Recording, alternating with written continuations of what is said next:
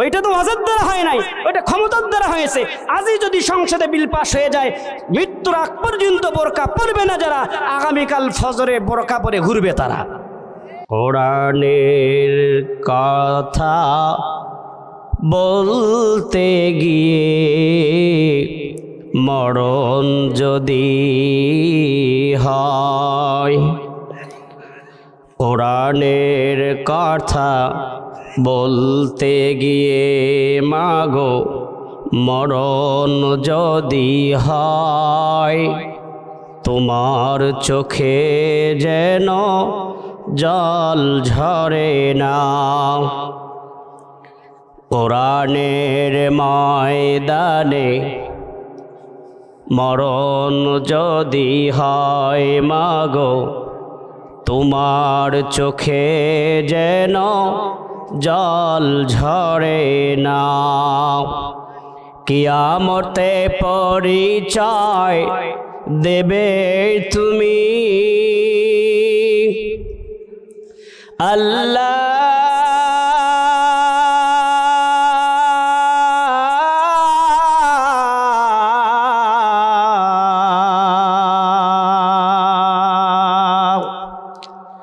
আমি শহীদের মা যদি জিহাদ মাঠে মাগো মৃত্যু হয়, তোমার চোখে যেন জল ঝরে না।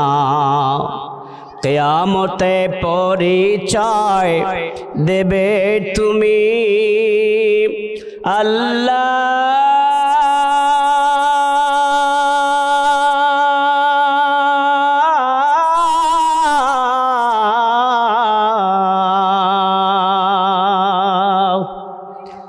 আমি শহীদের মা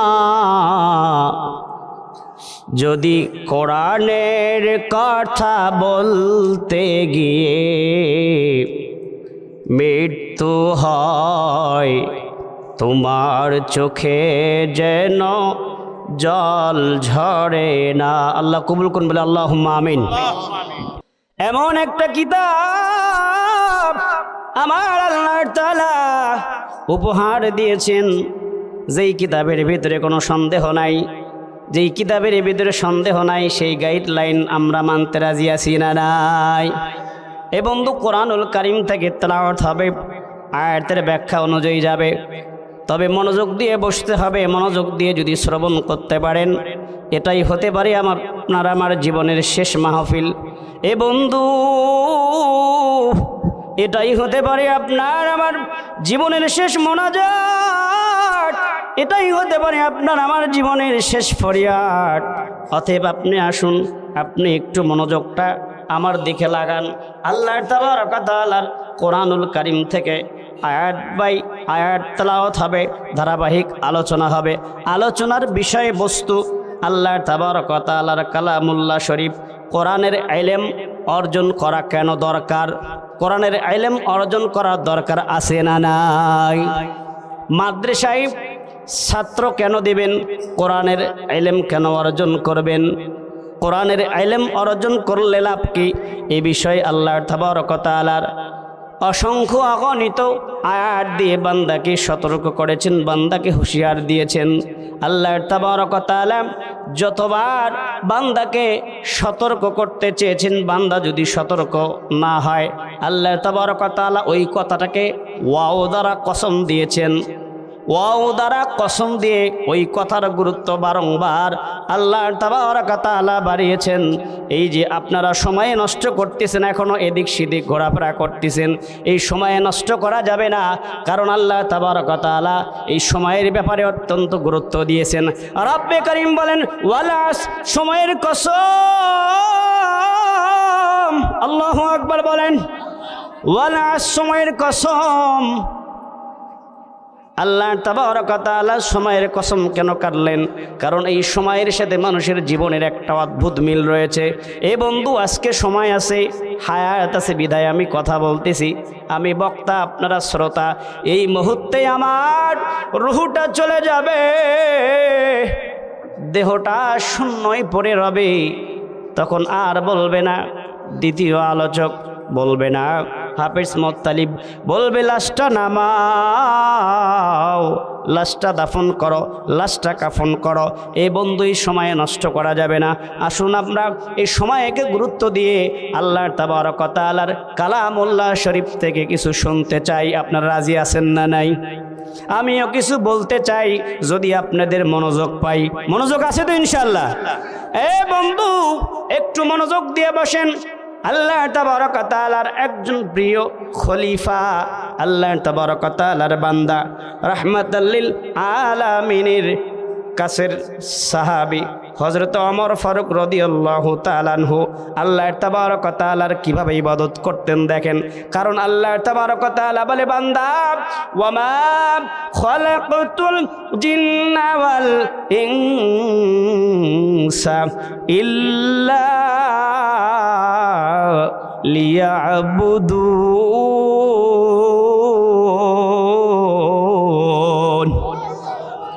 আমার আল্লাহ তাআলা বলে, বান্দা তোমারে আমি কেবলমাত্র শুধুমাত্র একমাত্র আমার ইবাদত করার জন্য, দাসত্ব করার জন্য, গোলামি করার জন্য আমি আল্লাহ তাবারক ওয়া তাআলা তোমাকে সৃষ্টি করেছি। তাহলে আমাদের ইবাদত করতে হবে। এটা কার হুকুম? জোরে বলতে হবে, কার হুকুম? এই জমিন কার? আসমান কার? এই খুঁটিবিহীন আসমান আল্লাহ তাআলা আপনাকে আমাকে নিয়ামত হিসেবে দিয়েছেন। গত 24 তারিখ কুকরাহাট মাহফিল ছিল, আলোচনার বিষয়বস্তু ছিল সূরা ইয়াসিন, আসমান এবং জমিন সৃষ্টির রহস্য, আল্লাহর কত নিয়ামত। আমার ওই দিকে যাওয়ার সময় হবে না, কারণ আজকে আমি বিষয়ে নিয়েছি আল্লাহ তাবারক ওয়া তাআলার কোরআনের ইলম কেন অর্জন করা দরকার। মনে থাকবে তো ইনশাআল্লাহ? বলেন তো কি বলেছি? কোরআনের ইলম, আল্লাহ তাআলার কিতাব, জ্ঞান অর্জন করা কেন দরকার, এই বিষয়টা আমাদেরকে জানতে হবে। এই আয়াতকে সামনে রেখে আমি সামনে এগোতে চাই। যদি আপনাদের মনোযোগ পাই, প্রিয় বন্ধু আমার, আল্লাহর নবীর সাহাবী খলিফাতুল মুসলিমিন ওমর ফারুক রাদিয়াল্লাহু তাআলা আনহু, খলিফাতুল মুসলিমিন ওমর ফারুক রাদিয়াল্লাহু তাআলা আনহু আল্লাহর এই কিতাবের এই আয়াত থেকে তিনি আল্লাহর ইবাদতের মগ্ন হলেন। গভীর রাত্রে উঠলেন, ঘুম থেকে ওঠার পর পানি দিয়ে অজু করলেন, অজু করার পরে সালাত আদায় করলেন। সালাত আদায় করার পর বিবিকে বললেন, বিবি রে, বিবি তরবারিটা দাও। এবার বিবি বলতেছে, স্বামী রে, সারাদিন জমিনে পরিশ্রম করো, ক্ষেত খামারে কাজ কর্ম করে লোকজন, তাদের দেখাশোনা তুমি করো, রাজ্য পরিচালনা করো, রাতের বেলা মানুষজন ঘুমিয়ে আছে, এত রাত্রি কোথায় যাও? খলিফাতুল মুসলিমিন বলে, বিবি একজন মুমিনের 3টি হক রয়েছে। কয়টি হক রয়েছে? জোরে বলতে হবে। আপনাদের মনে হচ্ছে খুব শীত লাগছে, খুব শীত লাগছে। কয়টি? ছড়িয়ে ছিটিয়ে আসেন, এই লোকজনগুলো একটু চাপাচাপি হয়ে বসলে ভালো লাগবে। আমি একটু তাকবীর দেব, আপনার সামনে এসে বসে যাবেন, কেমন? লিল্লাহে তাকবীর, জোরেন লিল্লাহে তাকবীর। ওঠেন, লিল্লাহে তাকবীর। আল কোরআনের আলো, জোরে আসেন, আল কোরআনের আলো সংসদে জালো। সামনে আসেন ভাই। বিবি, একজন মুমিনের তিনটি কাজ থাকে, 3টি হক থাকে। 1 নম্বর হলো আল্লাহর ইবাদত করা। কি করা? জোরে বলেন, আল্লাহর ইবাদত করা। আমি ওযু করেছি, তাহাজ্জুদের মাসাল্লায় দাঁড়িয়ে গেছি, তাহাজ্জুদের সালাত আদায় করেছি। বিবিরে, 2 নম্বর কাজ হলো তুমি আমার হালাল স্ত্রী, তোমার সঙ্গে এক বিছানায় এক কম্বলের নিচে সময় কাটিয়েছি, আমার 2 নম্বর হক আদায় হয়ে গেছে। ও বিবি, আমার 3 নম্বর হক হচ্ছে আমি যে মদিনার খলিফা, আমার খলিফার দায়িত্বে থাকাকালীন আমার নেতৃত্বে কোন ব্যক্তি কিভাবে আছে, খেয়ে আছে নাকি না খেয়ে আছে, কষ্টে আছে নাকি অনাহারে আছে, এইটা আমার দেখার দায়িত্ব। এইটা আমি একটু মনিটরিং করে আসি, একটু পরিদর্শন করে আসি।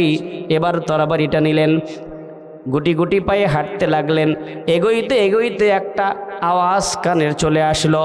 ওমর ফারুক রাদিয়াল্লাহু তাআলা আনহু দাঁড়িয়ে গেলেন, থমকে গেলেন। কোন আওয়াজ আমার কানে আসে? আমি ভুল শুনি নাকি? শুনতে তো মনে হয় গানের আওয়াজ। কিসের আওয়াজ? জোরে বলেন না, কিসের আওয়াজ? গানের আওয়াজ শোনা যায়। আমি খলিফা, আমার রাষ্ট্রে গানের আওয়াজ শোনা যায়, এটা কেমন হয়? এই কথা চিন্তা করে তিনি দাঁড়িয়ে গেলেন। আবার কানটা মনোযোগ লাগালেন, ব্লুটুথ কানেকশন করলেন, দেখি আবার কি শোনা যায়। দেখে হ্যাঁ, আবার গুনগুন করে গান কয়, আবার গুনগুন করে গান বলে। এবার খলিফাতুল মুসলিমিন রাগে ক্ষোভে চিৎকার দিয়ে ধমক দিয়ে বললেন, এই মেয়ে, কে তুমি? কোথায় তোমার বাড়ি? মধ্যরাত্রে আল্লাহর আইন লঙ্ঘন করে কণ্ঠে গান দিয়েছো সারি। মেরে ওপেন দা ডোর, দরজা খোলো। এই মুহূর্তেই তোমার দরজার সামনে এসেছে ওমরের তরবারি। আল্লাহর আইন লঙ্ঘন হবে যেখানে, ওমরের তরবারি চলে যাবে সেখানে। বলেন সুবহানাল্লাহ। আপনাদের সাহস নাই, আপনাদের সুবহানাল্লাহ, আলহামদুলিল্লাহ, আল্লাহু আকবার বলবেন ইমানি জজবা নাই। হয়তোবা আল্লাহ তাবারক ওয়া তাআলা আপনাদের সকলকেই পরিপূর্ণ পূর্ণাঙ্গ ইমান এবং নেক হায়াত দিয়ে আপনাদেরকে পরিপূর্ণতা দান করুন বলে আল্লাহুম্মা আমিন। এবার কাল লাগান। আমি কেন আয়াত নিয়েছি, কেন এই বিষয়ে আপনাদেরকে আলোকপাত করেছি, কেন সন্তানকে কোরআনের শিক্ষায় শিক্ষিত করবেন, কেন মাদ্রাসাগুলোতে সন্তানগুলোকে দেবেন, আপনি নিজে কেন ইলম অর্জন করবেন, ইলম অর্জন করলে আপনার ফায়দা কি, ইলম অনুযায়ী আপনি সমাজে ইলমকে বিস্তার করলে আপনার সমাজ কি ফায়দা নিতে পারবে, আপনার কি ফায়দা হবে, দুনিয়া এবং আখিরাতে আপনার ফায়দা কি হবে, সেই ফায়দার জন্য আল্লাহ তাবারক ওয়া তাআলার এই কালামের ইলম অর্জন করা প্রত্যেকের জরুরি ফরজ আইন। ক্বালান নবী সাল্লাল্লাহু আলাইহি ওয়াসাল্লাম, তলাবুল ইলমি ফরিদাতুন আলা কুল্লি মুসলিম। প্রত্যেক নর এবং নারী, প্রত্যেকটা ব্যক্তি, বালেগ বালেগা সকলের জন্য কোরআনের ইলম অর্জন করা ফরজ আইন। প্রত্যেককেই কোরআনের ইলম অর্জন করা ফরজে আইন, অর্জন করতেই হবে। এবার কাল লাগান। খলিফাতুল মুসলিমিন ওমর ফারুক রাদিয়াল্লাহু তাআলা আনহু বলতেছে, মেরে দরজা খোলো। কি গান তুমি বলো? তুমি জানো না এইটা ওমরের জামানা, এইটা খলিফা ওমর থাকা অবস্থায় তুমি আল্লাহর আইন লঙ্ঘন করেছো। ও মেয়ে, দরজা খোলো। সামনের দরজা যখন বন্ধ ছিল, রাগে ক্ষোভে পেছনের দরজা দিয়ে প্রবেশ করেছে। প্রবেশ করে দরজায় করা নাড়ে, দরজা খোলো। এবার মেয়ে ভয়ে করে, চিন্তা করে, আহারে দরজা যদি এই মুহূর্তে খুলি কি না কি হয়ে যায়। কারণ ওমর এমন একজন মানুষ, আল্লাহর কোরআন ব্যতীত আর কোনো কিছুর কাছে দুর্বল নয়। মুমিন আল্লাহর কোরআন ব্যতীত দুনিয়ার কোনো স্বার্থের বিনিময়ে দুর্বল হয়নি, হবে না, কিয়ামত পর্যন্ত হতেই পারে না। কথা বলেন ঠিক কিনা? কারণ মুমিনের সামনে যখন কোরআন তেলাওয়াত হয়, ওয়াইদা তুলিয়াত আলাইহিম আয়াতুহু যাদাতহুম ঈমানা, তখন মুমিনের অন্তরে প্রকম্পিত হয়ে জালজালা তৈরি হয়। মেয়ে বুদ্ধি করলেন, মেয়ে চিন্তা করলেন, ওমরের সাথে তো অন্য কোনো তর্কে কোনো কিছুতে বলা যাবে না। অতএব কোরআন দিয়ে যদি কিছু সময় কথোপকথন বলা যায়, বার্তা আদান প্রদান করা যায়, এর মধ্যে যদি ফজর হয়ে যায়, যা আছে কপালে হয়ে যাবে সকালে। এই জন্য এবার মেয়ে বলতেছেন, খলিফা আপনি রাজা, আমি প্রজা। ও খলিফা, আপনি রাজা, আমি প্রজা, কি শাস্তি দিবেন? আপনি মাথা পেতে নেব আমি, দুঃখ নাই খলিফা। আমি আপনাকে একটা কথা বলতে চাই, অনুমতি দেন আমি একটা কোরআন থেকে কোশ্চেন করি, আপনি অ্যান্সার দেন। কিন্তু কোরআন থেকে কোশ্চেন করব, আপনার উত্তরও কিন্তু কোরআন দিয়েই দেওয়া লাগবে। সুবহানাল্লাহ বলেন। কথা কোরআন থেকে বলবো, আপনাকেও কিন্তু উত্তর কোরআন থেকেই দিতে হবে। কত সুন্দর তাদের কোরআনের নলেজ, বেসিক ধারণা, কোরআনের জ্ঞান ছিল কত সুন্দরভাবে। এই জন্য দেখেন আরব বিশ্বে যারা কোরআন তেলাওয়াত করে, ইমাম সাহেব যখন কোরআন তেলাওয়াত করে তখন অনেক সময় কান্না করে, চোখে পানি আসে, সুরটা নরম হয়ে যায়। আবার অনেক সময় তারা নিজেকে স্বস্তি পায়, কারণ হলো সে যখন কোরআন তেলাওয়াত করে সে বুঝতে পারে, সে যখন কোরআন তেলাওয়াত করে সূরা ইয়াসিনের যখন 65 নং আয়াত তেলাওয়াত করে ইমাম সাহেব, তার অন্তর ব্লুটুথ দিয়ে সতর্ক করে দেয়, কানে পৌঁছে দেয়, দিলের মধ্যে এলান হয়। কি এলান? সেই ইমাম সাহেব যখন তেলাওয়াত করতেছে, আল-ইয়াওমা নাখতিমু আলা আফওয়াহিহিম ওয়া তুকাল্লিমুনা আইদিহিম ওয়া তাশহাদু আরজুলুহুম বিমা কানু ইয়াকসিবুন। হায়রে, কিয়ামতের দিন আমার হাত অঙ্গ প্রত্যঙ্গ আল্লাহর কাছে সাক্ষী দিবে, আমার মুখের মোহর মেরে দেওয়া হবে। হাত আল্লাহকে সাক্ষী দিবে, হাত আল্লাহকে বলবে রব এই হাত দিয়ে অমুক অমুক অন্যায় কাজ করেছে।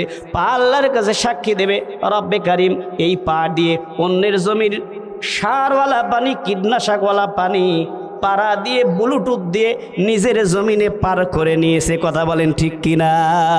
এমন ডিজিটাল মুরব্বী আছে না? না, এই হাত পা অঙ্গ প্রত্যঙ্গ সাক্ষী দেবে। তো ইমাম সাহেব যখন এটা তেলাওয়াত করবে তার অন্তরে জালজালা তৈরি হবে, প্রকম্পিত হবে। এজন্যই তো তাদের চোখে পানি আসে। আর আমরা তেলাওয়াত যিনি করে ইমাম সাহেব, উনিও পূর্ণাঙ্গ অর্থ বোঝে না। আমরা মুসল্লি যারা, আমরাও বুঝি না। যারা কোন জাহান্নাম জান্নাত কোন দিক দিয়ে যায় আমরা টের পাই না, ঠিক কিনা? মনোযোগ আছে তো প্রিয় ভাই আমার? এ বন্ধু, মেয়ে বলতেছেন খলিফা আপনাকে আমি কোরআন থেকে একটা প্রশ্ন করতে চাই, আপনি যেই শাস্তি দিবেন আমি মাথা মেতে নেব, মনে আছে তো ইনশাল্লাহ? এবার ওমর বলতেছে ঠিক আছে বলো কি বলতে চাও। একে তো অপরাধ করেছো, আবার কোশ্চেন করতে চাও, বলো। এবার খলিফাকে লক্ষ্য করে মেয়ে বলতেছে খলিফা আপনি বলেন তো, কোরআন দিয়ে বলেন আমি কোরআনের কোন আয়াতটা লঙ্ঘন করেছি। এই মেয়ে, তুমি অন্যায় করেছো, একেতে চুরি তার উপর সিনা জুরি, একেতে আইন লঙ্ঘন করেছো, আবার দলিল চাও। এ মেয়ে, তুমি কি আল্লাহর কোরআন খুলে দেখো না? সূরা লোকমান আয়াত নাম্বার 6 আল্লাহ তাবারক ওয়া তাআলা বলেন ওয়া মিনান নাসি মাইয়াশতারি লাহুল হাদিসি লিউদিল্লা আন সাবিলিল্লাহি বিগাইরি ইলম ওয়া ইয়াত্তাখিযহা হুজওয়া উলাইকা লাহুম আযাবুম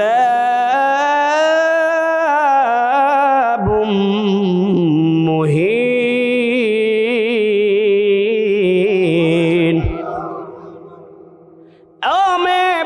সূরা লোকমান আয়াত নাম্বার 6 আল্লাহ তাবারক ওয়া তাআলা বলে যারা বেহুদা গান বাদ্যযন্ত্র যারা ক্রয় করে, এই সমস্ত থিয়েটার হারমোনি যারা ক্রয় করে অর্থ নষ্ট করে, যারা কোরআনের আইন লঙ্ঘন করে এই অর্থগুলো নষ্ট করে এবং গান গায় এবং শোনে, এই দিলের খোরাক নেয়, আল্লাহ তাবারক ওয়া তাআলা কয় ওয়ালাহুম আযাবুম মুহিন।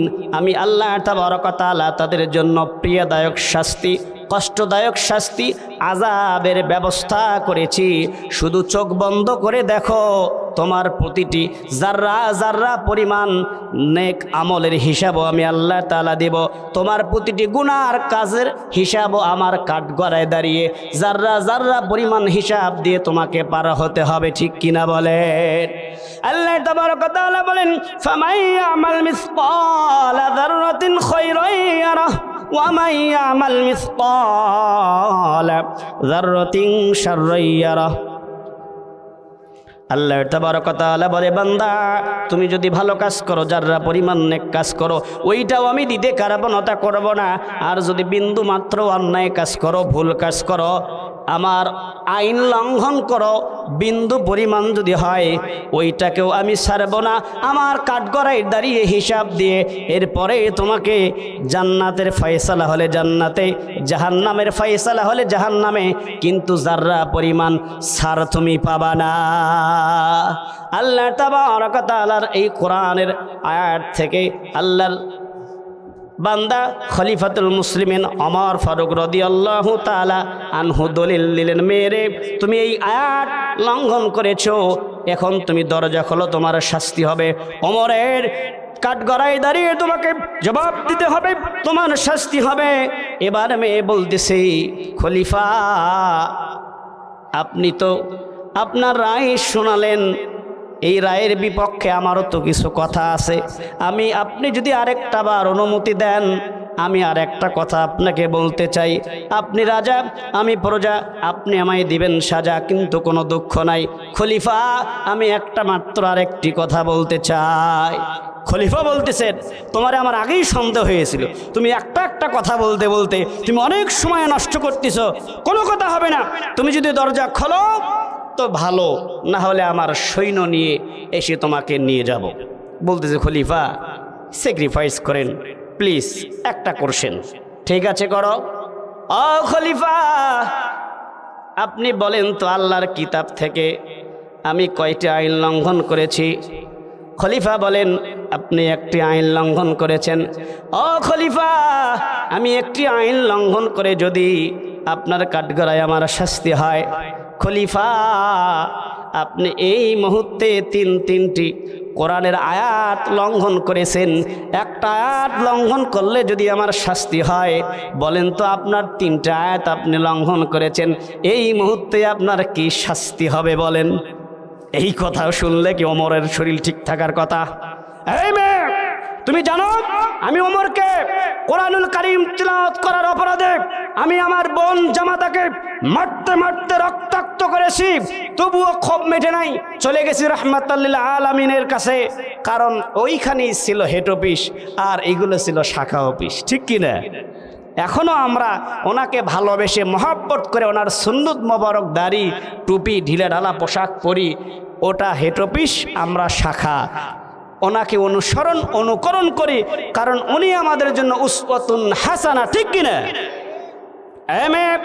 আমি সেই ওমর, সেই দিন থেকেই যখন রাহমাতাল লিল আলামিনের কাছে গেছি, তার কণ্ঠে তেলাওয়াত শোনার পর আমার কলিজা থরথর করে কাঁপে, আমার কলিজা থরথর করে কাঁপে, আমার হাত থেকে তরবারি পড়ে যায়। সেদিন থেকে আমি ইসলাম গ্রহণ করার পর আজ পর্যন্ত আল্লাহর কোরআনের একটা আইন লঙ্ঘন করা তো দূরের কথা, আল্লাহর আইন লঙ্ঘন করেছে যেখানে ওমরের তরবারি হাজির হয়েছে সেখানে, কথা বলেন ঠিক কিনা?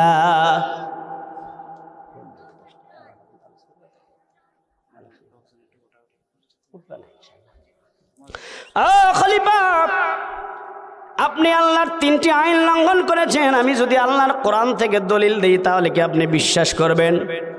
কি বলতেছে? আমি যদি কোরআনের দলিল দেই 3টি আপনি আইন লঙ্ঘন করেছেন, আপনি কি বিশ্বাস করবেন? খলিফা এবার রাগান্বিত বলে, এই মেয়ে, তুমি কি কোরআন পড়া জানো? কোরআন পড়তে পারো? কোরআন দিয়ে আমার 3টি আয়াত লঙ্ঘন করেছি প্রমাণ দিবে। এবার মেয়েটি নরম সুরে বলে, তুমি জানো না গো খলিফা, আমি মেয়ে কোরআনের হাফেজা। আল্লাহু আকবার। ও খলিফা, এত রাগ হইও না, এত মেজাজ দেখায়ও না।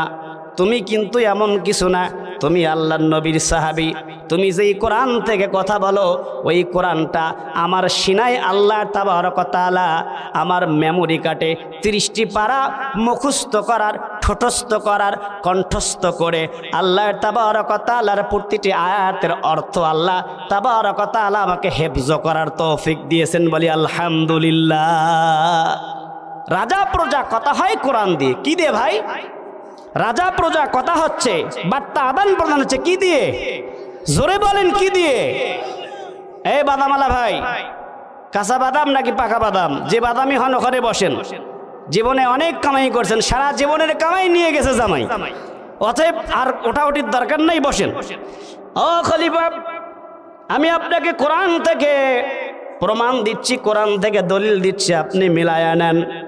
আপনি আল্লাহ তাবারক ওয়া তাআলার 3টি আয়াত লঙ্ঘন করেছেন খলিফা, আপনি আয়াত মিলায়া নেন। সূরা হুজরাতের 4 নম্বর আয়াত কি আপনার জানা নাই? আল্লাহর কোরআনুল কারীম বলে, ইন্নাল্লাযীনা ইউনাদুনাকা মিন ওয়ারাইল হুজুর আকসারুহুম লা ইয়াকিলুন।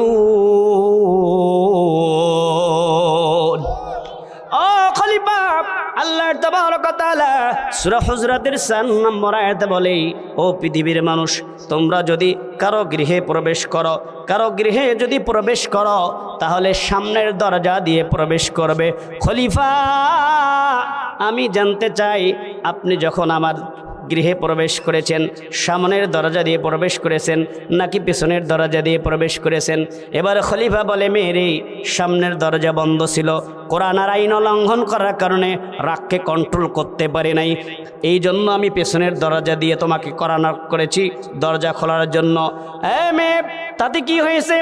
খলিফা, আল্লাহর কোরআন আইন অনুযায়ী আপনি একটা আয়াত লঙ্ঘন করেছেন। এই মেয়ে, 2 নম্বর কোন আয়াত? এবার বান্দি বলতেছে, আল্লাহর বান্দি বলে, ও খলিফা, চলে যান সূরা নূর। আল্লাহ তাবারক ওয়া তাআলা সূরা নূরের 7 নম্বর আয়াতে বলেন, ইয়া আইয়ুহাল্লাযীনা আমানু লা তাদখুলু বুয়ুতান গায়রা বুয়ুতিকুম হাত্তা তানিসু ওয়া তুসাল্লিমু আলা আহলিহা। আল্লাহু আকবার। ও খলিফা, আপনি 2 নাম্বার আইন লঙ্ঘন করেছেন। সেটা কি? 2 নাম্বার আইন লঙ্ঘন করেছেন, আপনি যখন আমার ঘরের মধ্যে প্রবেশ করেছিলেন আপনি কি আমার অনুমতি নিয়েছিলেন? কি নিয়েছিলেন? জোরে বলেন। এই আয়াত যদি ওই সময়ের মধ্যে সীমাবদ্ধতা থাকতো, অনুমতি যদি শুধু মদিনার সনদে হতো, মদিনায় যদি অনুমতি নিয়ে প্রবেশ করা লাগতো, তাহলে তো আর আমাদের কোরআনুল কারীমের মধ্যে আয়াত থাকতো না। কথা বলেন না কেন? এই আয়াত কি শুধু মদিনার জন্য? নাকি আপনি আমি যখন একজন আরেকজনের বাড়িতে যাব, বন্ধু বন্ধুর বাড়িতে যাবে, পদ্ধতি হলো আল্লাহর কোরআন অনুযায়ী যে একজন আরেকজনের বাসায় গৃহে যখন প্রবেশ করবে সালাম দিবে, অনুমতি নেবে। শুধু অনুমতি নিলে হবে না। ও খলিফা, অনুমতি নাও নাই, এটা তোমার 2 নম্বর অপরাধ। 3 নম্বর অপরাধ হলো যালিকুম খায়রুল লাকুম লাআল্লাকুম তাযাক্কারুন।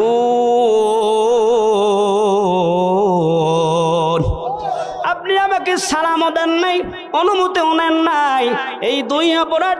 এবং আপনার 3 নম্বর অপরাধ হলো আপনি যখন গৃহে প্রবেশ করেছেন পেছনের দরজা দিয়ে প্রবেশ করেছেন। আল্লাহ তাবারক ওয়া তাআলার কোরআন থেকে এই 3টি আয়াত দিয়ে আমি আপনাকে অপরাধী বানালাম। আপনার যদি দক্ষতা ক্ষমতা থাকে আল্লাহর কোরআন দিয়ে আপনি নিজেকে নির্দোষ প্রমাণ করেন। আল্লাহু আকবার। কি সুন্দর কথা! খলিফাও কথা বলে আল্লাহর কোরআন দিয়ে, কিতাব দিয়ে, আর রাজাও কথা বলে আল্লাহর কোরআন দিয়ে, কিতাব দিয়ে। এই কিতাব শিক্ষা, কোরআনের শিক্ষা ছিল বিধায় তাদের সমাজটা কত সুন্দর ছিল। রাতের বেলায় ঘুরে বেড়াতো, কারো ভিতরে ভয় ডর পর্যন্ত ছিল না। এই কোরআন তাদের কি শিক্ষা দিল আর আমাদেরকে কি শিক্ষা দিল বোঝার দরকার আছে না নাই? যদি জানতে চান পড়তে হবে, এই কোরআনকে গবেষণা করতে হবে। চলে যান ওমর ফারুক রাদিয়াল্লাহু তাআলা আনহুর যেই ঘটনা আপনাকে আমি সামনে নিয়ে আসলাম। আমি তো একের পর এক আয়াত বলতেছি, আর আয়াত কত নাম্বার আয়াত, কত নাম্বার সূরা উল্লেখ করে বলতেছি, ঠিক কিনা? ওমর ফারুক রাদিয়াল্লাহু তাআলা আনহুকেও যেমন তিনি দলিল দিয়েছিলেন, আমি নিজেও তো এখানে বসে আপনাদেরকে দলিল দিয়ে দিয়ে উল্লেখ করে করে কথা বলছি। বন্ধু আমার, চলে যান দেখেন আবু বকর সিদ্দিক রাদিয়াল্লাহু তাআলা আনহুর জীবন কত সুন্দর ছিল কোরআনকে মানার কারণে। এই কোরআনকে মানার কারণে, কোরআন বোঝার কারণে কি সুন্দর তাদের পদ্ধতি ছিল।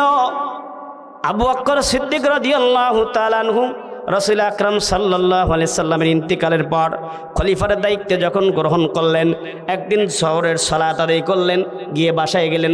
বাসায় গিয়ে দেখে সুন্দর করে পরিপাটি করে দস্তরখানা বিছানো। কি বিছানো? জোরে বলেন, কি বিছানো? এই সুন্নত তো বিলুপ্ত হওয়ার পথে। আমরা সকলে শুধু ডাইনিং টেবিলে অভ্যস্ত। ডাইনিং টেবিল যদি না থাকে বলে ওই লোক তো ম্যানার জানে না, ওর ঘরে বিয়ে দেওয়া যাবে না, কারণ সে তো পরিবেশ বোঝে না, ঠিক কি না?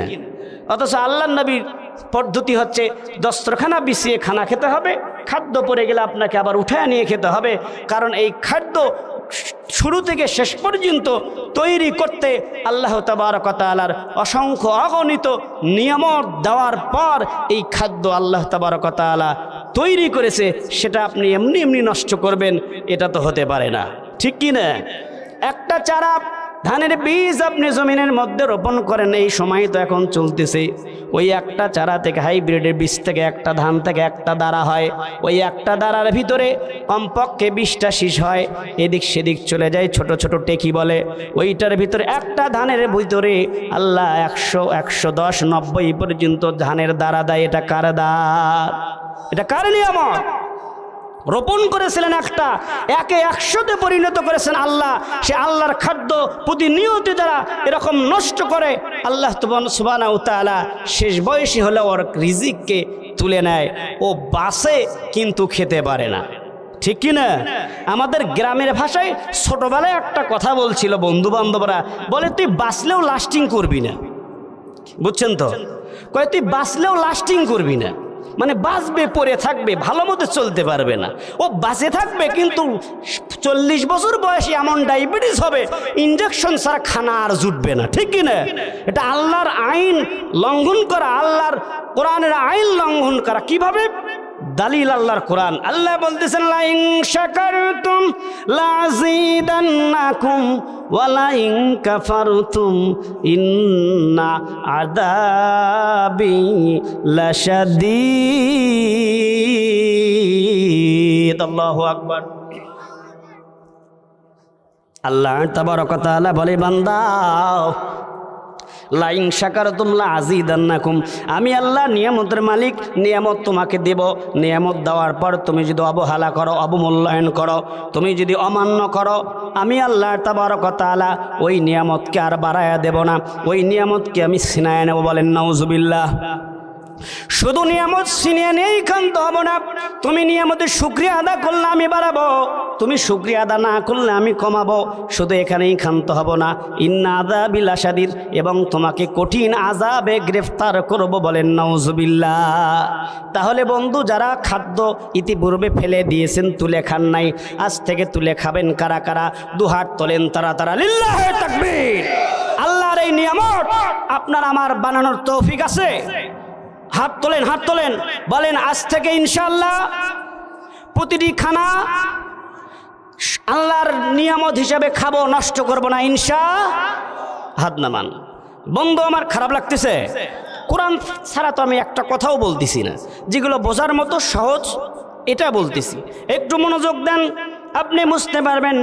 এবার খলিফা আবু বকর রাদিয়াল্লাহু তাআলা আনহু গিয়ে দেখলেন বাসার মধ্যে দস্তরখানায় রেডি, কিন্তু খানাগুলো সুন্দর, ভালো, অন্য দিনের চাইতে একটু রুচিশীল। এবার বিবিকে বলতেছে, বিবি এই খানা কোথা থেকে আসলো? আমার যে উপার্জন, এই খানা তো আসার কথা নয়, আমার বাপ দাদা 14 গোষ্ঠী তো এই খানা দেখার কথা নয়, আমি যে বেতন পাই এই খানা কোথা থেকে আসলো বলো। আপনার আমার বিবি বলবে, বলবে আপনার আমার বিবি শুধু বলবে দেও আনি খাই। তুমি কোথায় পাও পাও, কিন্তু দেও আনি খাই, ঠিক কিনা? হারাম হালাল কিচ্ছু বুঝি না, তুমি আনো আমি খাই। এ বন্ধু, ওমর ফারুক রাদিয়াল্লাহু তাআলা আনহু তিনিও খলিফা ছিলেন, আবু বকর রাদিয়াল্লাহু তাআলা আনহু তিনিও খলিফা ছিলেন। আবু বকর রাদিয়াল্লাহু তাআলা আনহু বলতেছে, বিবিরে এই খানার তুমি কোথায় পেলে? বললে, স্বামী আপনি যেই টাকা মাঝে মধ্যে আমাকে হাদিয়ে দিতেন, হাদিয়া বোঝেন তো, বিবিকে হাদিয়া দিতে হয়, আপনারা তো হাদিয়া দেন না, নিজে বাদাম খাবেন বাড়ির জন্য নিয়ে যাবেন না, মাঝে মধ্যে নিয়ে যেতে হয়। স্বামী ওই হাদিয়া থেকে আমি মাঝে মধ্যে একটু করে টাকা বাঁচায় রাখতাম, ওই টাকা দিয়ে আমি মাঝে মধ্যে কিছু টাকা জমায়ে রাখতাম, আপনার জন্য শখ করে একটু ভালো খানার আয়োজন করেছি, আপনি মেহেরবানি করে খান। খলিফা দ্বারা দ্রুত হাত ধুলেন, হাত ধুয়ে খানা না খেয়ে মুয়াজ্জিন সাহেবকে বললেন, মুয়াজ্জিন সাহেব আজান লাগাও। বলে, খলিফা এটা কোন সময়? জওর হয়ে গেছে, আসর তো অনেক দেরি। বলে, কোনো কথা চলবে না, আজান লাগাও। আজান দিলেন যখন সমস্ত মুসলিম উম্মাহ বুঝলো, তখন খলিফা বড় বেকায়দায় অসময়ে আজান হয়, দ্রুত চলে আসলো। আজান হওয়ার দেরি, তারা আসতে দেরি হলো না।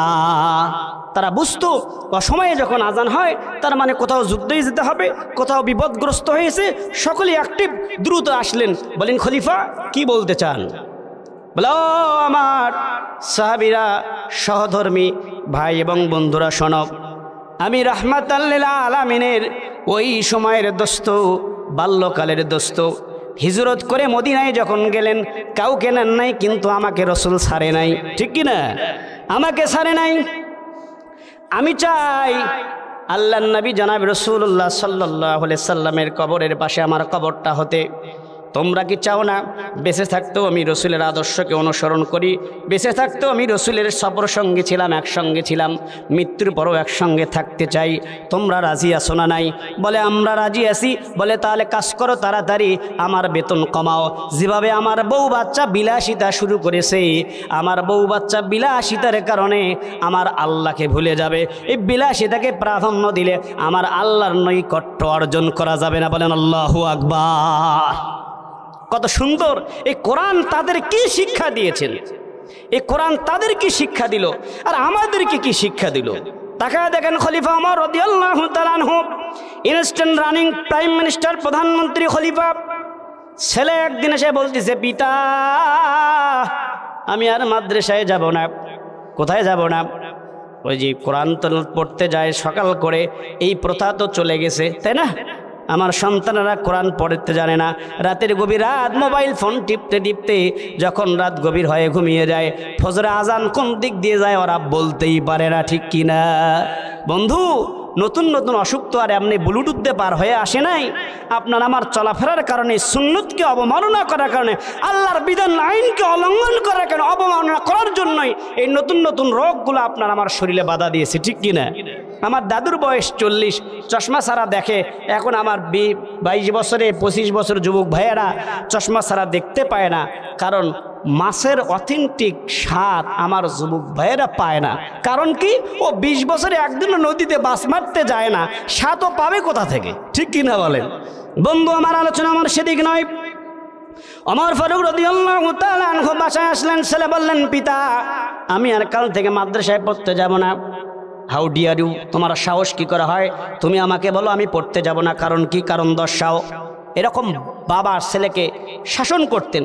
ঠিক আছে বাবা, না যাইও বাবা, যাওয়ার দরকার নেই, তুমি কাল থাকো, খেলাও পরের দিন যাইও, এরকম বলি আমরা। এই ছেলে কেন যাবে না বলো, কারণ কি? বলে, পিতা তেমন কোনো কারণ নাই, তবে আমি কোরআন পড়বো, আল্লাহর কিতাব পড়বো, জানবো, তবে মাদ্রাসায় নয়, আপনার বাড়িতে। কেন? কারণ হলো আমি যখন মাদ্রাসায় যাই, মাদ্রাসার ছেলেরা বড় দুষ্ট, খুব দুষ্ট হয় কিন্তু, কি বলেন? আর দুষ্টরা ওদেরকেই দেয় যে আমার এদের অত্যাচারে বাড়িতে থাকা যায় না, হুজুরের মাথাটা যেন একটু নষ্ট করে, এই জন্য দেখবেন ভালো ভালোগুলো বিভিন্ন জায়গায় দেয়, আর একটু দুষ্ট প্রকৃতি যারা ওদেরকেই মাদ্রাসায় দেয়, ঠিক কিনা? এই দুষ্ট ছেলেগুলোকে মানুষ করতে একজন হুজুরের শিক্ষকের কত মেধা পরিশ্রম হয়, এটা কিন্তু সাধারণ মানুষ জানে না। রাগে অভিমানে যদি একটু তেত করে ওঠে, অভিভাবক পর্যন্ত গর্জে ওঠে, হুজুর জানেন না আপনি আমার ছেলে? এই জন্যই তো ভ্যান চালায়। আগের যুগের মানুষ বাটাম পেটা খেয়ে পড়াশুনো করেছে, ওজন্যই ও মাস্টার, ওকে মাস্টার সাহেব কয়। আর এই হুজুরকে, শিক্ষককে ধমকি দেওয়ার কারণেই তো আপনার ছেলে গার্মেন্টস করে খায়, ঠিক কিনা? এবার বলতেছে, ছেলে বলো কি কারণ? বলে, সমস্ত ছেলে আমাকে বলে সারা বিশ্বের তোমার বাবা খলিফা, তোমার বাপ সারা বিশ্বের খলিফা, সারা বিশ্বের মদিনার খলিফা তোমার বাপ, তোমার জামার একই ভাব, নখ দিলে এদিক দিলে ওই দিক দিয়ে দেখা যায়। বাবা আমি এজন্য যাব না, ওরা তো জানে না আমার বাপ ও কি বাপ। বলতেছে, ওরা তো জানে না আমার বাপ কি বাপ, বিলাসিতা পছন্দ করে না, এজন্য জামা ফুটা আমি যাব না। ওমর ফারুক রাদিয়াল্লাহু তাআলা আনহু বলে, ছেলেরে তুমি শুধু তোমার জামার ফুটা দেখলে, তাকা দেখো আমার তালির জোড়া পর্যন্ত খুলে গেছে। আল্লাহু আকবার! এমন খলিফা ছিলেন, এমন উত্তম চরিত্রের অধিকারী তিনি ছিলেন। এই সন্তান দেখো, চিন্তা করো না, বিলাসিতা যদি করতে হয়, তুমি তো জানো না, আলান নবী সাল্লাল্লাহু আলাইহি ওয়াসাল্লাম, আদ দুনিয়া সিজনুল মুমিন ওয়া জান্নাতুল কাফির। আল্লাহ নবী জনাব রাসূলুল্লাহ সাল্লাল্লাহু আলাইহি ওয়াসাল্লাম বলেছে, বাটা এই মুমিনের জন্য দুনিয়াটা হাজতখানা, জেলখানা। চিন্তা করো না, আল্লাহ তোমারে জান্নাতের বালাখানায় তোমারে শান্তি দিবে, আরাম দিবে, আয়েশ দিবে, বিলাসিতা করবে। চিন্তা করো না, মুমিনের জন্য দুনিয়াটা জেলখানা, আর কাফেরদের জন্য দুনিয়াটা বালাখানা। এই জন্যই তো যারা কোরআনের কথা কয় তাদেরকে ইঞ্জেকশনের মাধ্যমে বিদায় নিতে হয়, যারা গান নর্তকী করে ওরা সংসদে স্থান পায়, কথা বলেন ঠিক কিনা? কেবল একটু সাউন্ড হলো, আপনাদের সাউন্ডই ছিল না, এই জন্য আমি ভলিউম দেইনি। তো তা নাহলে আমার বয়স কেবল 30, মাইক ছাড়াও অনেক বলতে পারি, কিন্তু আপনাদের রেসপন্স নাই। খলিফা, আমি আপনার সন্তান, আমি জীর্ণ শীর্ণ অবস্থায় আর যেতে চাই না। বলে বেটা শুয়ে পড়ো। রাতের অন্ধকারে চলে যাই। খলিফা কোষাধ্যক্ষ যিনি দায়িত্বে ছিলেন, ফাইন্যান্স মিনিস্টার, অর্থমন্ত্রীর কাছে দরজায় করা নাগলেন কে? আমি খলিফা। দরজা খোলো।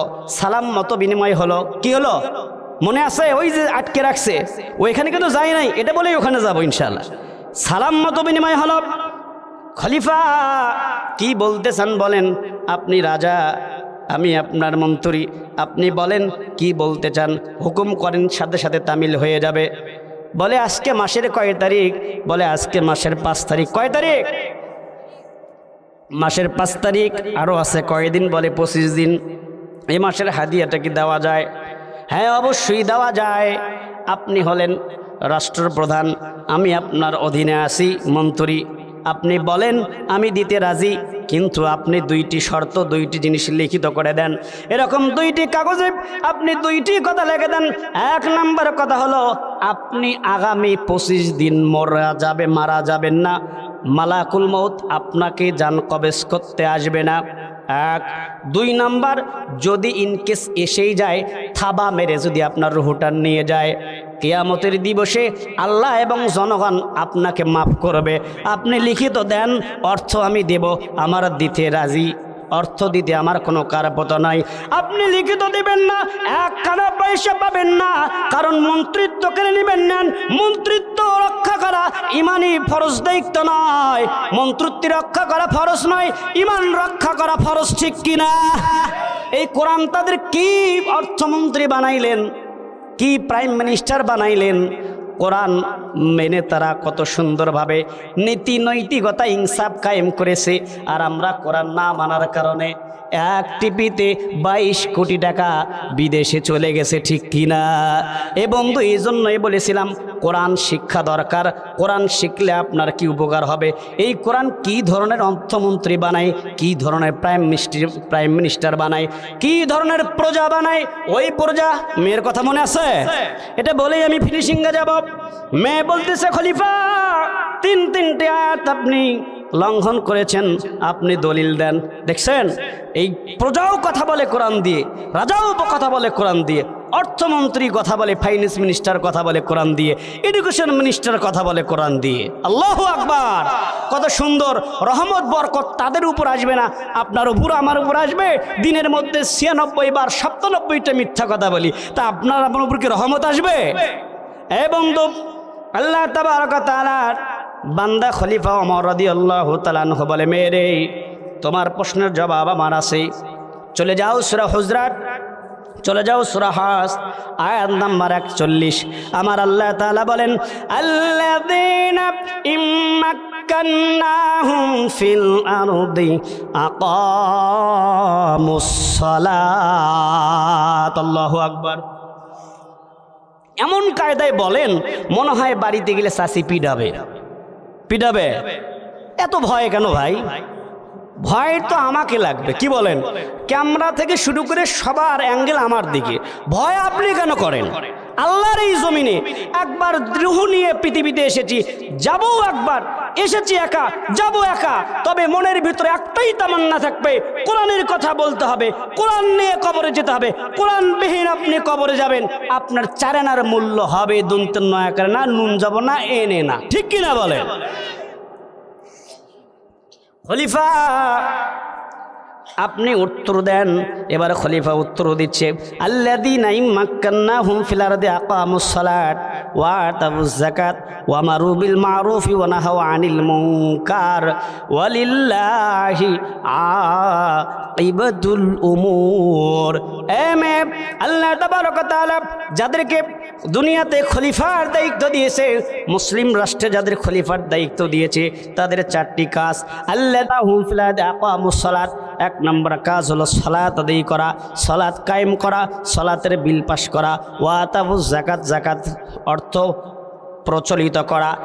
ওয়া আমারু বিল মারুফ, নেক কাজ করা, আমলে সলেহ করা, ভালো কাজ করা। যদি আমলে সলেহ করতে পারে, ভালো কাজ করতে পারে, অন্য আয়াত আল্লাহ তাবারক ওয়া তাআলা বলে, বান্দা ইন্নাল্লাযীনা আমানু ওয়া আমিলুস সালিহাতি কানাত লাহুম জান্নাতুল ফিরদাউসি নুজুলা। আল্লাহ তাবারক ওয়া তাআলা বলে, বান্দা দুইটি কাজ যদি তুমি করতে পারো, দুইটি শর্ত যদি তুমি পূরণ করতে পারো, দুইটি কমিটমেন্ট যদি দিতে পারো বান্দা, এক নম্বর হচ্ছে ইন্নাল্লাযীনা আমানু, ঈমান আনতে হবে আল্লাহর উপর। হায়াতের মালিক, রিজিকের মালিক, সম্মানের মালিক, ইজ্জতের মালিক কে? ওয়া আমিলুস সালিহাত, ভালো কাজ করতে হবে, নেক কাজ করতে হবে, নিজে ভালো কাজ করতে হবে, অন্যকে ভালো কাজের আদেশ দিতে হবে। আজকের আয়োজন ভালো কাজ নাকি খারাপ কাজ? জোরে বলেন। যে উঠবে মনে করবেন এটা ভালোর পক্ষে না বিপক্ষে, শুধু তাকান উঠবে কে, শুধু লক্ষ্য করেন। আল্লাহ তাবারক ওয়া তাআলা বলে, ওয়ামারু বিল মারুফ ওয়া নাহাউ আনিল মুনকার, যে অন্যায় কাজ করবে, অন্যায় কাজ করবে যেখানে ওমরের তরবারি বাধা দিবে সেখানে, এই অন্যায় কাজ করার কারণ আমাকে বাধা তোমাকে দিতেই হবে। এতে যে কোনো মূল্যে আমার শক্তি প্রয়োগ করে হলেও তোমাকে বাধা দিতে হবে। মুমিনের সর্বনিম্ন স্তরের পাপ থেকে মুক্তি পাওয়ার মাধ্যম হলো শক্তি থাকলে অন্যায় শক্তি দিয়ে বাধা দেবে, শক্তি না হলে মন থেকে ঘৃণা করবে, একেবারে নিম্ন স্তর। বুঝছেন তো? আমাকে তো বাধা দিতেই হবে, এটা তো আমার দায়িত্ব, আল্লাহর কোরআনের আইন, আমাকে বাধা দিতেই হবে। তোমার মাফ হবে না। বলো তুমি কেন গান বলেছো, বলো। ও খলিফা, এটার জন্য আপনি দায়ী। চিন্তা করছেন? ও এমন কায়দায় কথা বলছে যে ওমর ফারুক রাদিয়াল্লাহু তাআলা মনে হয় তেমন কোনো ব্যাপারই না এর কাছে। ও খলিফা, এটার জন্য আপনি দায়ী। এবার তিনি থমকে গেলেন, মেরে তোমার বিচার পরে হবেই, আমি কিভাবে দায়ী হলাম তুমি বলো। এবার মেরম সুরে বলে, খলিফা, আমার যখন প্রথম বিবাহ রাত্রিতে আমি সুন্দর করে সাজুগুজু করলাম, মদিনার সবচেয়ে সুন্দর যুবকের সঙ্গে আমার বিবাহ হলো, স্বামী আমার সালাম দিল, স্বামী কাকে সালাম দিল? স্ত্রীকে সালাম দিল। আপনি আমি দেই, এই পদ্ধতি তো নাই।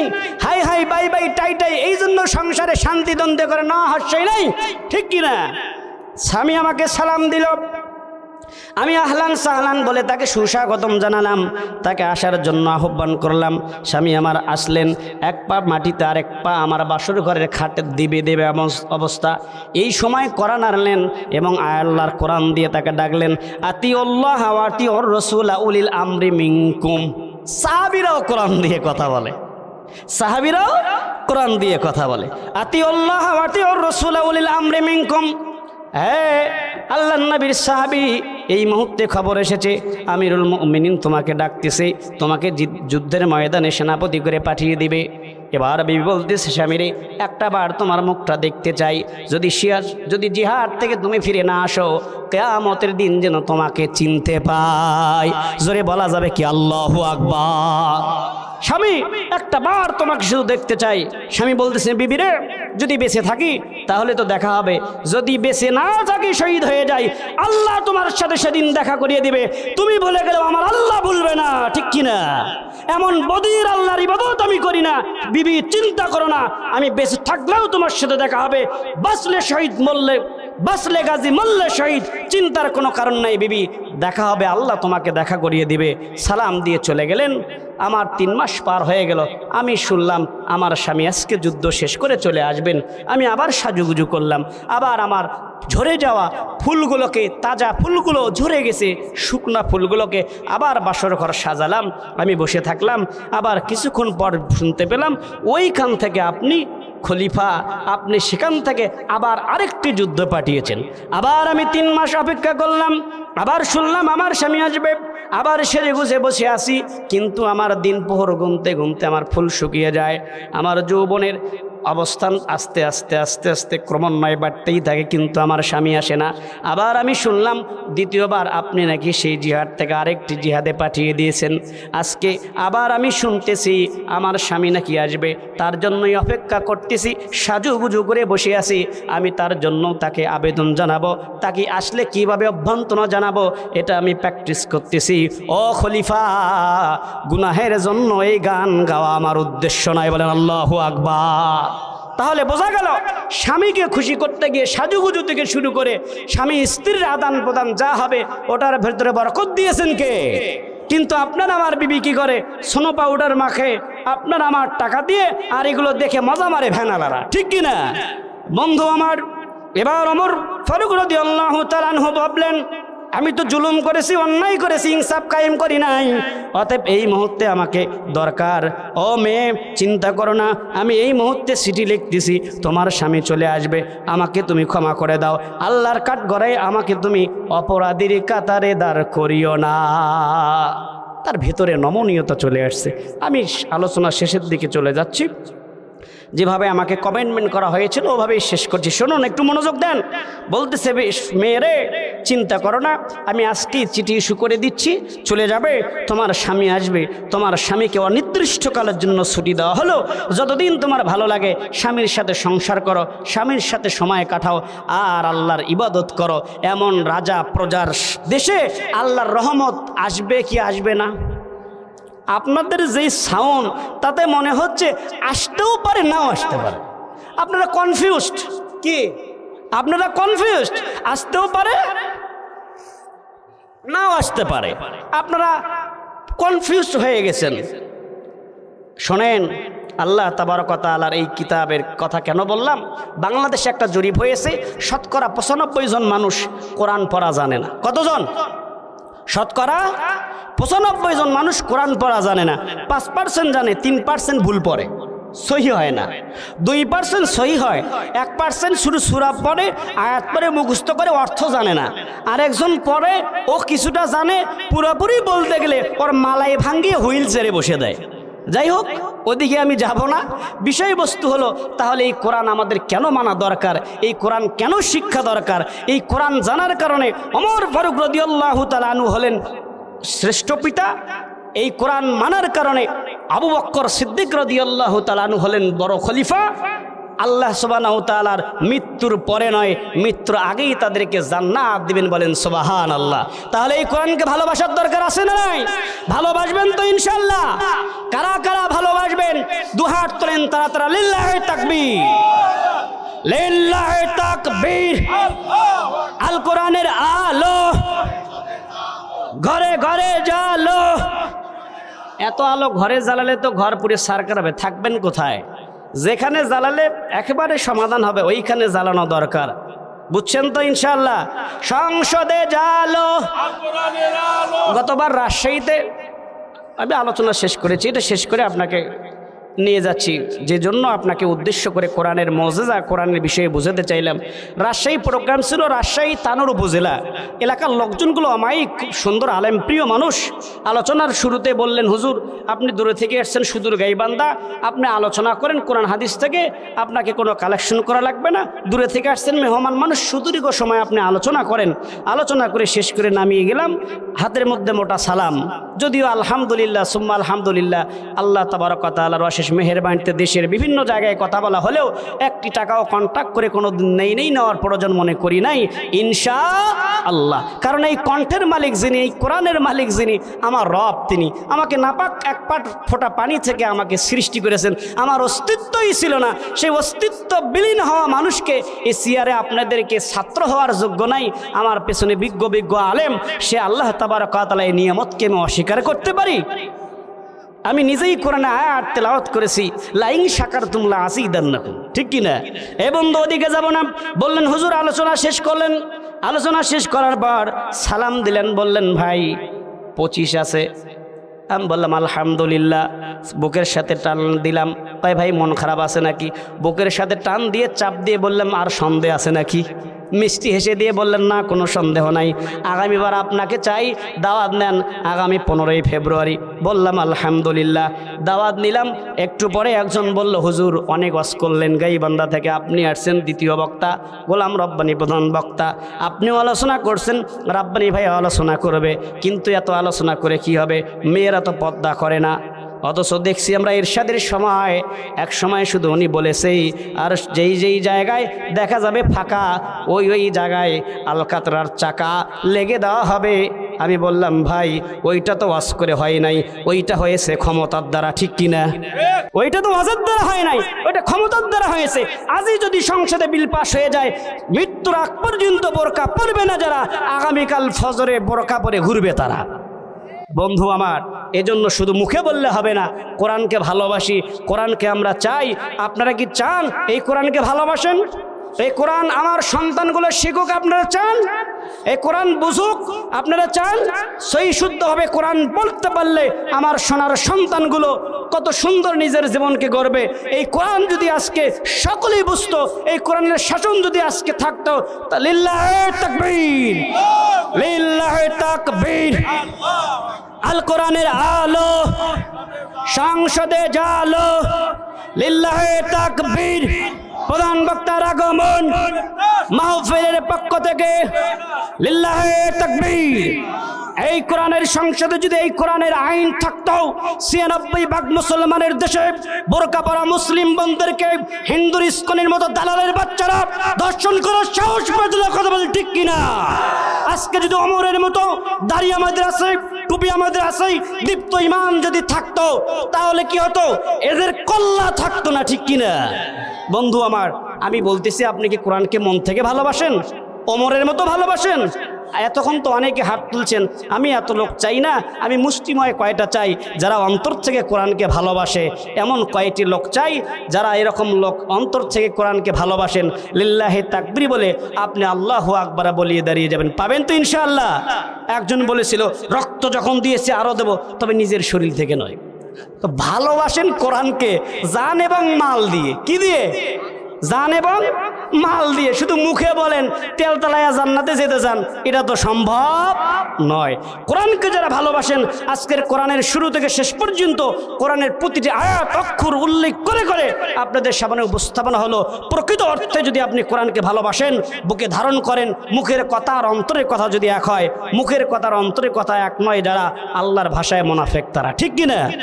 আল্লাহর কোরআনের কথা, মুখের কথা আর অন্তরের কথা যদি এক হয়, তাহলে আমি আল্লাহু আকবার বলবো। প্রকৃত যারা ভালোবাসবেন তারা একটু কয়েকজন দাঁড়িয়ে যাবেন, লিল্লাহে তাকবীর। কয়েকজন দাঁড়িয়ে যান, কয়েকজন, লিল্লাহে তাকবীর, লিল্লাহে তাকবীর। মাশাআল্লাহ, দাঁড়িয়ে গেছেন। আমি তো জোর করে আপনাকে দাঁড় করাইনি, আমি এটা 1 ঘন্টা এটাকে আমি সুন্দর করে চেঁচিছি, এরপরে সিরিজ দিয়ে ডলেছি, বান্ডিসে এসে আপনি কালার হয়ে দাঁড়িয়ে গেছেন। আমি তো আপনাকে জোর করে দাঁড়াইনি, ভাই 2 হাত তুলেছেন, আপনার ইমানি জজবা ভালো। বলেন এই কোরআনের মাদ্রাসা চলার জন্য আপনি কয় টাকা দিবেন? 1000 টাকা চাই, মাত্র 1000।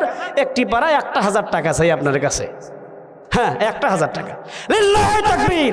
আসেন, আপনার একসাথে বসেন না, বসেন, একটু মোলাকাত করি। আসেন যুবক ভাই, চলে আসেন, চলে আসেন তাড়াতাড়ি, একটু মোলাকাত করি। বাবাজি, চাচি আছে?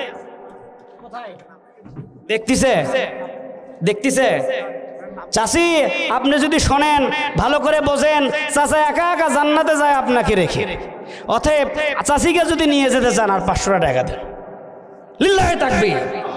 রাজি হয়ে গেছে, বলেন মারহাবা। দানবীর, দানবীর বলেন মারহাবা, মারহাবা। 1500 টাকা। যুবক ভাই আমার, কলিজার টুকরা ভাই, আপনার ছোট বয়স হবে আমার, 100 টাকা, বাকি 5 আর 400 টাকা দেবেন, বাকি পরে দিবেন ইনশাআল্লাহ। বলেন আলহামদুলিল্লাহ। আলহামদুলিল্লাহ। মা বাবা বেঁচে আছে? আল্লাহ তাবারক ওয়া তাআলা তার মা এবং বাবাকে জান্নাতের উচ্চ